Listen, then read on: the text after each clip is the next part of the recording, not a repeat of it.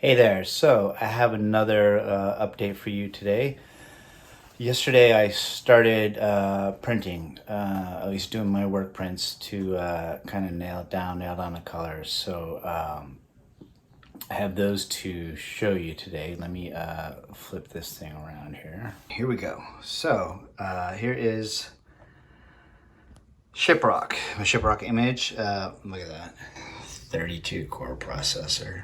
All right, more on that some other time. Anyway, Shiprock up on the monitor there. Started printing it. So my kid says that I say and a lot when I do these, and that's because I don't know what the hell I'm talking about. So I'm basically stalling so I can figure out what to say to you guys. So there you go. All right, so back to printing. This is on Moab and Trader Rag 190. This is a smooth pearl.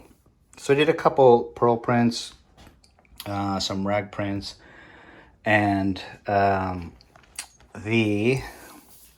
probably can't tell in this video, but the pearl print is actually, the color is maybe just slightly nicer, a little more vibrant, and that's because a matte print is going to suck up the ink a little bit more, so it's a little harder to get it like super vibrant, but you're only ever going to notice that when you're looking at these two side by side, which of course you're not going to. So one more factor is the rag print is a lot sharper than the pearl print or any glossy print probably. So it's super sharp, and what it's kind of doing with this image is it's making it kind of 3D. So like the dragon tail is looking all 3D, and even Shiprock against the background. So it looks kind of 3D because it's so sharp.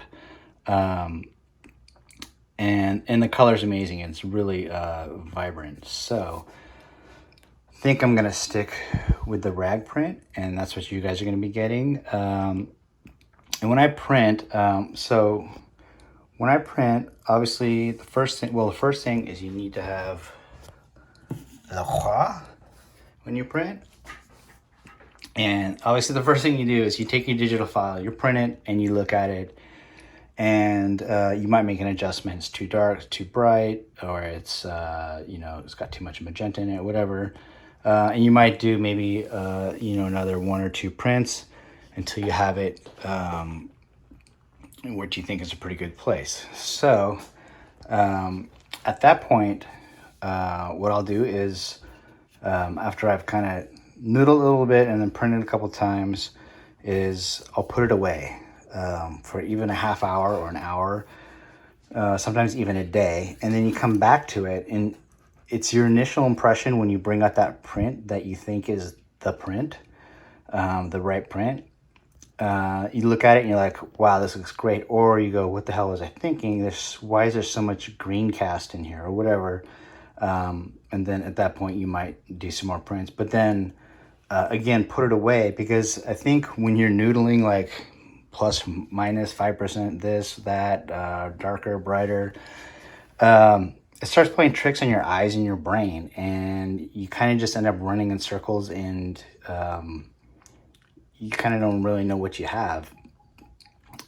So what I do is I put it away, bring it back out in that hour or that day, and then that initial impression is like, okay, this looks awesome, this looks amazing. And the other thing is, some of you are probably wondering like why I'm not looking at this in like a 5500 Kelvin light booth.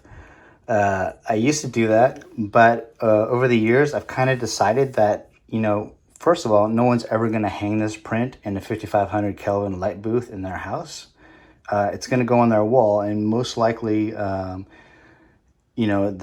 house has windows and they got some ambient light coming in. Today's kind of a gray, crappy day, but yesterday when I made this print, which is going to be my final print, had some sunlight streaming in, so the room was fairly nicely lit. It was pretty typical for maybe a room that you're going to have in someone's house. So that's where I look at my prints now.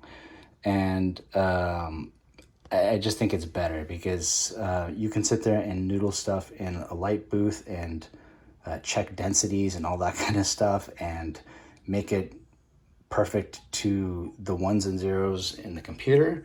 But what it really comes down to is when I hang this print on my wall in a naturally lit typical room in a house, you know, how does it look? And that's kind of, so I've just kind of gone to that, and I think it's better. It's definitely easier, and it's just, you know, so my opinion, my workflow, if you care to know, that's kind of what I've been doing. Anyway, I hope to start printing these end of this week and start shipping them next week. So I would think most of you would have your prints sometime next week.